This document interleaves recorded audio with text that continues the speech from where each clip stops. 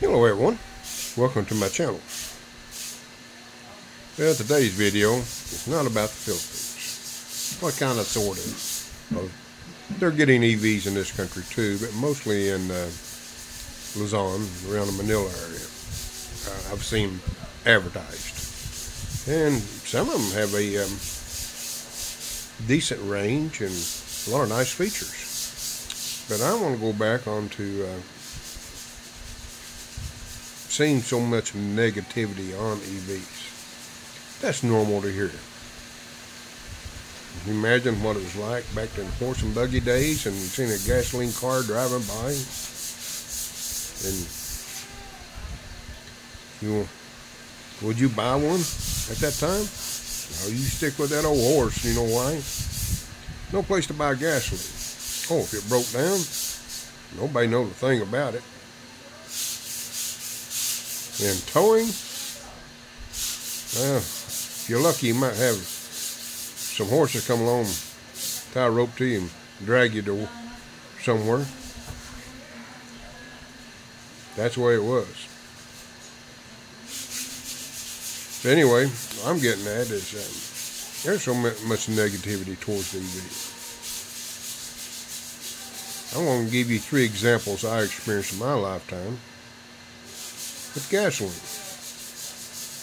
I was working at a dealership, Ford dealership at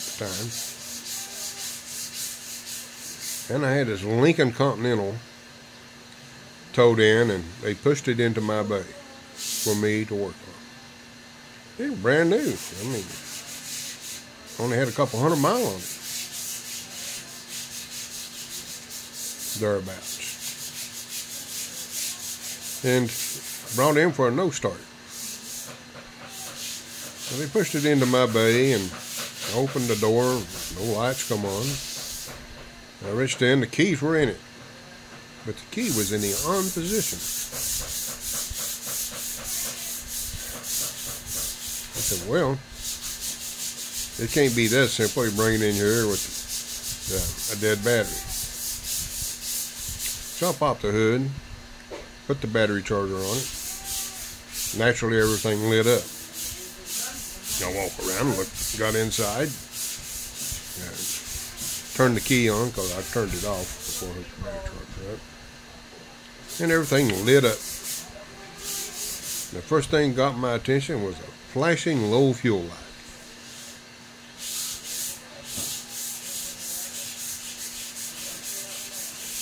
I said, now, can you imagine that?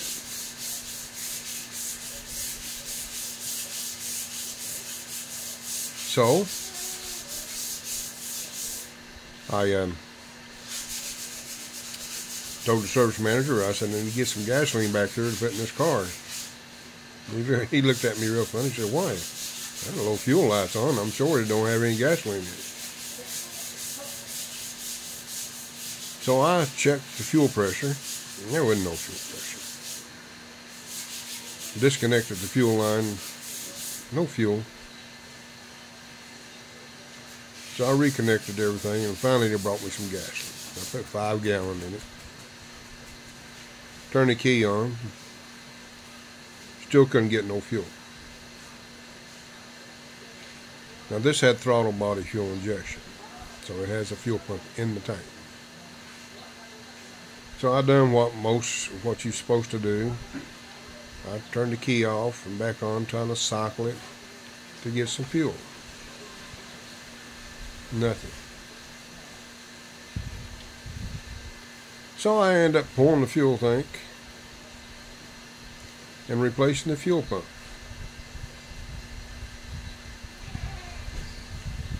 I replaced the fuel pump and I got fuel. And the car started up perfectly.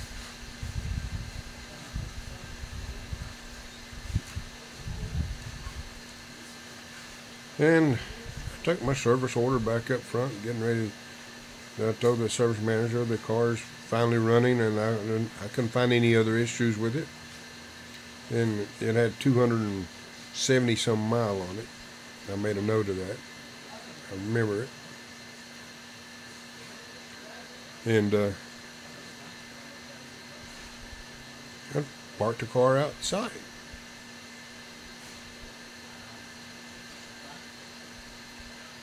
Well, the car come back the next day. No start.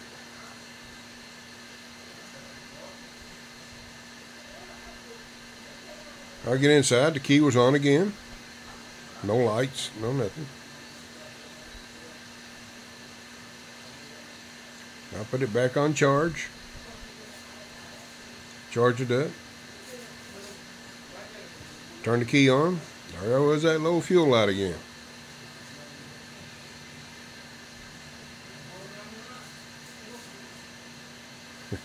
So, I got them bring me 5 more gallons of gasoline.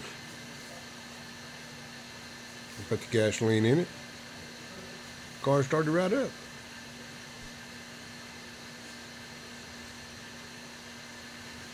And done my usual thing, parked it outside and told the service manager what I had to do.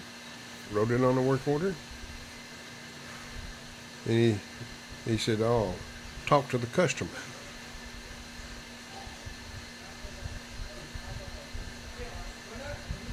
Well, he talked to the customer, and he comes back to my stall and he says, the customer was informed he only had to put gasoline in his car every 300 to 400 miles.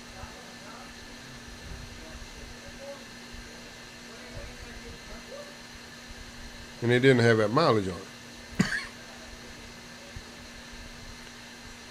And he'd been sitting in traffic, idling a lot, and it actually didn't go very far.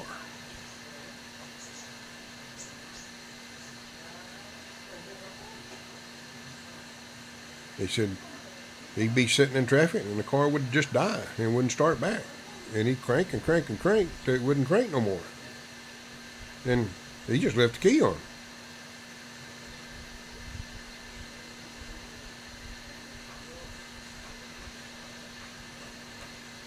Well, they go to show you, people buy vehicles and not understand. You would think they would. That's not the first time I run across something similar. My next incident was, I wasn't a mechanic. I was actually working in sales. And I was working at a GM dealership.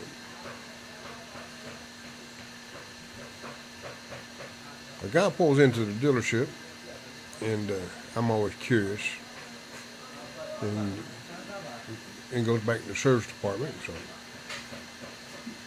I walked back there to just see, because it's a strange car and it had Texas plates on it. I was curious what he's stopping in for. And he wanted to get his car looked at.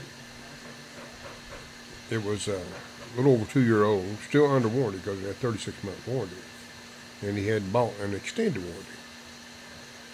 Buick Park Avenue with the 3800 engine. One of the best engines ever engineered. And I got talking with him. We went back to the showroom. Well-dressed guy. And he was a rep doing presentations on the East Coast, up and down the East Coast, for different corporations. I won't get into the name of the corporations and so forth. And while we was talking, we stand in the showroom looking at all those cars.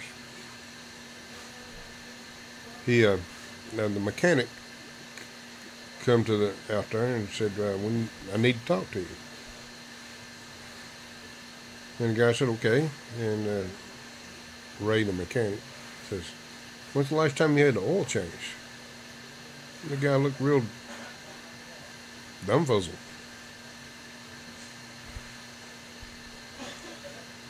He says, I was told that I didn't need to raise the hood to hit 100,000 miles when I purchased the car a couple of years ago. Ray looked at me and he says, the car has 87,000 miles on it. Still has the original oil filter on it. And he said, the engine is basically history.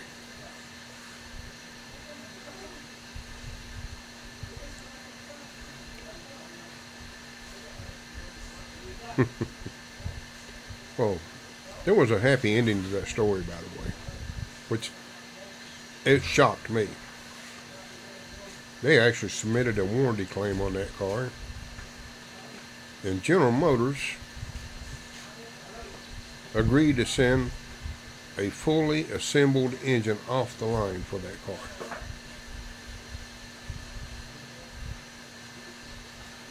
I was shocked because it was truly customer negligence that they did. In the meantime, the guy bought another Park Avenue off of me. So there was an upside to it. Then there was a third situation. There were more situations than three, but these are the ones that always stuck in my head. I sold a Park Avenue to a guy that was a professional. That's what I won't disclose what his profession was.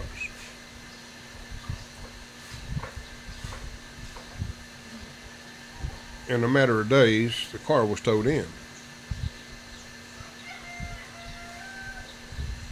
It went back in our shop, and I noticed it come back out fairly quick. No.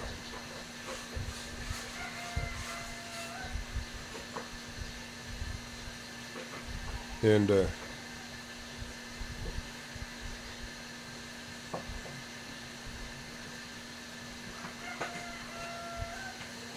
I asked him what was the issue, why they have to tow it in.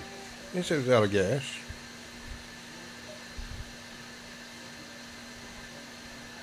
Well, a few days more went by, and here the car is again, towed in. This time this person was with the car and come in, and he sat down in the waiting area while they were working on his car. Again, the car was out of gasoline. And the mechanic walked into the waiting area and asked the person, says, why didn't you not put gasoline in it when the low fuel light come on? He says, well, I don't have time, and you're supposed to have a 150-mile range when that light comes on. I said, where'd you get that information from? He said, I read it somewhere. I said, I don't recall reading it anywhere. I said, I think you got misinformed. He said, I'm not misinformed.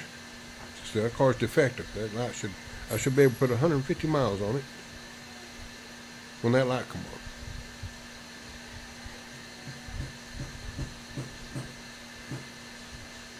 on. We never could get him to understand, you have approximately 2 gallons of gas in that particular model at that time when that light comes on. Maybe a little over, but not much. And it was a nightmare the whole time he owned the car.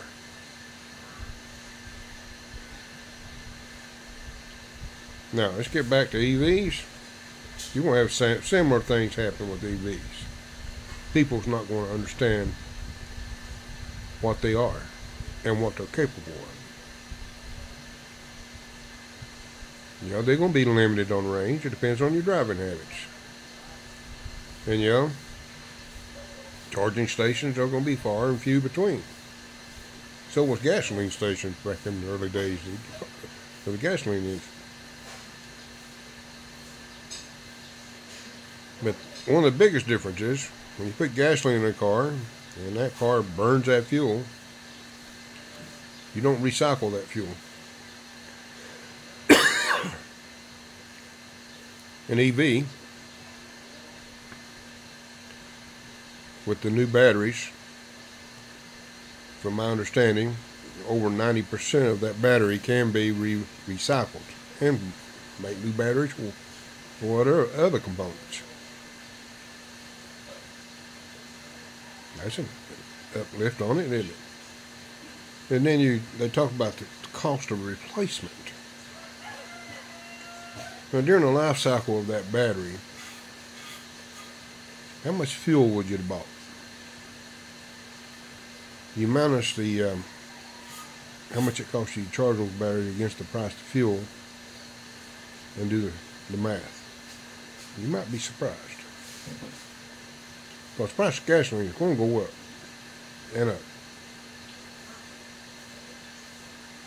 Because it is a world market. And as long as they can milk the world wherever dollar they can, they will.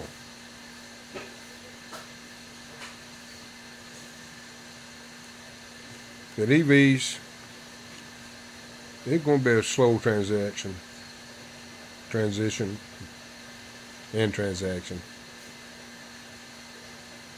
but it will happen. It's not going to happen tomorrow, and it'd be more prevalent 10 years from now. And over time, the internal combustion engine will be far and few between. They'll probably still be available for certain applications. As far as transportation goes, you're going to see a big change in transportation. And charging technology has gotten better and better. Who would ever thought that you could charge a car in 30 minutes? You know, most of us, when we stop at a gasoline station and get gasoline, especially if they got a convenience store, most of us spend probably close to that much time each time we fill up the gasoline. No. So I don't see a big difference. Other than right now, charging stations are not that available. But that'll change over time. But that's my thoughts, my opinions. And who cares about my opinion? If you do, subscribe.